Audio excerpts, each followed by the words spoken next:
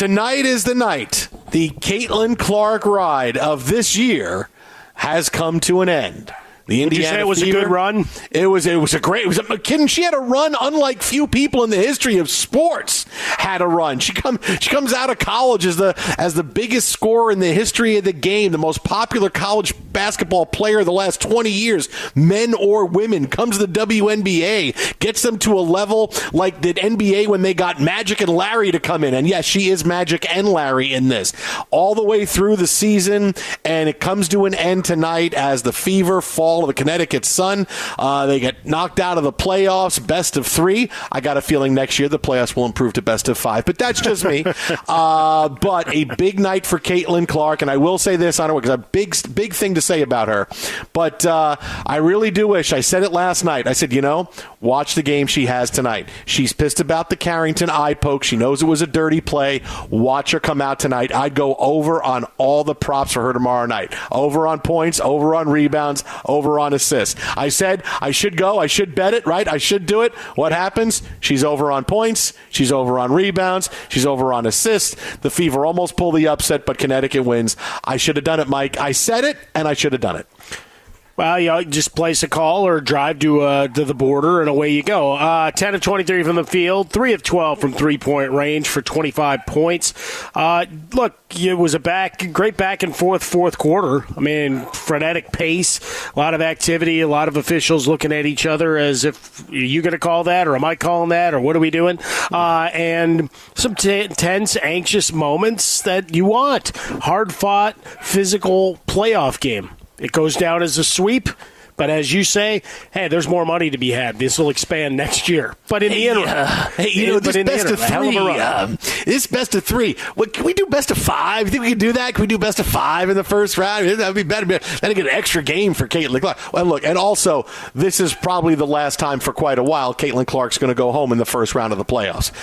The team is just getting better. They had a huge stride this week, making the playoffs for the first time in like 8 years. She's becoming a better player. Look, she ended the year one of the top 5 players in the league, finished 4th in MVP voting. This is the last time anybody's going to say, hey, we're favored over the Fever in a large way in the playoffs. I think that changes for her. No, you're getting good balance, and you watched as this team came together second half of the year, and, at points you wonder, any of the rookies, but particularly Clark, if they're honest about it, the way the schedule works, going straight off the college season and grind through the NCAA tournament and right into the season, whether that's to their detriment, they'll lie to you straight-faced about it. But let's, the old truth serum thing of, hey, what did you have left? How did you get through the final month? Because even with the Olympic break, I mean, that's just a grind and a half for all of the young players coming into the league. But it was a fun as hell game to watch as it rolled up. I mean, for a while it looked like maybe Connecticut was going to pull away and maybe this would become a laugher in the fourth quarter, but not so fast. Cut that 11-point deficit, take a brief lead in the fourth quarter, but, get the tongues wagging. Unfortunately, now with Indiana out, we immediately start to tense up a little bit, wondering, what the coverage and expectation and interest level is going forward. Well, the first thing, that happens. That happens in sports. Ask baseball what happens when the Yankees and Dodgers get eliminated, right? Ask the NFL what happens when the Cowboys and Steelers aren't playing. I mean, that's just how sports goes. Yeah. When the big teams get knocked out, But this is going to be, but I could see it being already presented as, oh, see, these are all fake WNBA fans. You just tune in to watch Caitlin, which is like, you don't want that, really? You don't want people, I mean, the people just want to move the goalposts on how they feel about Caitlin. Of course. But this is just how it goes. When the popular teams go out, less people watch. That's kind of how it goes. Ask any sport. If they have surprise teams making it far, ask the Final Four, the NCAA tournament, hey, do you like all the upsets? Yeah, we like the upsets until we get to the final weekend. We don't want San Diego State. Come on, what are you, crazy? No, we need North Carolina, and we need Michigan Michigan State. We need you.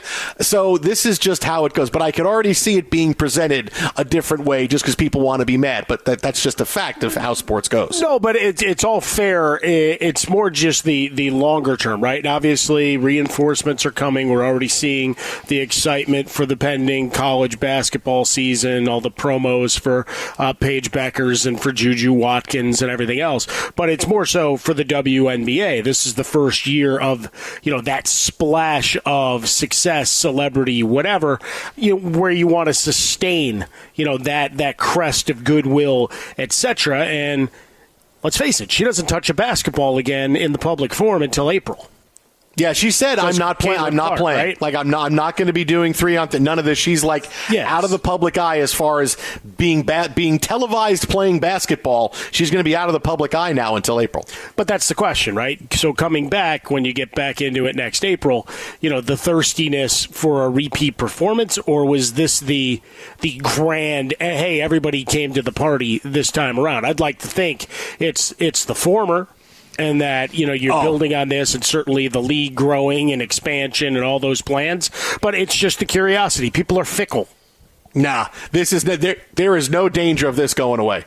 She's this big a deal, this fat. No, people will be ready for her to come back in April. Just like it's part of the sports calendar now. The WNBA is one of the major leagues in the sports calendar. Hey, they come back in April. They play until the middle of late September. That's kind of how it goes. Just like the Mets. Yeah, you're pretty. Hey, we're going to play later than September after what happened today. But look, this is not. She's a big superstar. She'll find a way to stay in the public eye. There's enough polarization about her to keep interest level in her growing, and then we saw that was on display tonight. But this gets into the bigger thing about Caitlin Clark. As her star power grows, as the league grows, and now the money they have now, television-wise, the charter flights, all of these things, is that when she came in, right, because she just keeps hitting comparisons to big-time NBA superstars, right? Magic and Larry with her effect on the WNBA. A game kind of like Steph Curry's, except now it's actually a little more well-rounded than Steph's because she's become the best point guard in the game as well, at leading the league in assists. Steph doesn't do that. He's a much bigger scorer, but, her game was much, patterned a lot like Steph Curry. I get my shots, I hit a lot, I should get a lot of threes. That's kind of what it was. But after the playoffs, and now putting this season into perspective, you had a couple of plays tonight that were crying out for calls that Caitlin Clark should have gotten. A couple ones that are really weird that she doesn't get, and she gets absolutely hacked by Mabry in the lane when she goes up, doesn't get a foul call. You had the play earlier in the game that went viral when Bonner doesn't give her a landing spot coming down off a three, and Caitlin Clark gets mad and gives her a shove. Like, these are things that have to be called. Like these are things that and WNBA referees, as time has gone on, like this, like there's some of the worst in all of sports. Like there's plays that you see that go on in front of you, and you say there's no call on that. I mean, you're watching the action, and there's still no call. The referees just miss, and they miss a lot on her. And seeing how things go with her, you ready for this?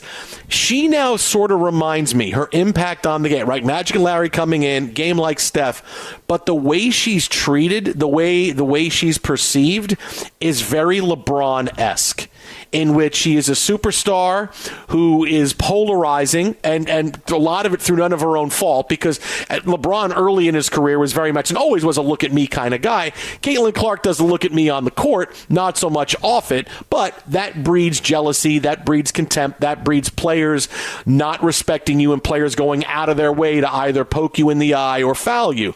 It also still, after 20 years in the league, I say, how does LeBron not get these calls? How does LeBron, and you keep going back to that play where he was crying after the foul that didn't get called against the Celtics. Like, how does a superstar like that not get the calls that Michael Jordan got, that most superstars get? So seeing now where Caitlin Clark is, that's kind of where I can slot her now. With the impact of Magic and Larry, the game like Steph's, but a little bit more well-rounded, but the perception and being treated like LeBron, who still gets treated that way. Players still don't treat him with the respect that normal players treat the great players in the game with respect. And LeBron has carried the NBA for the better part of 2 decades. And still, here we are in 2024, and there's tons of players where I go, LeBron really doesn't get that call? How does LeBron not get that call? That's where Caitlin Clark is gone in a short span of from April this year to where they sit right now at the end of September.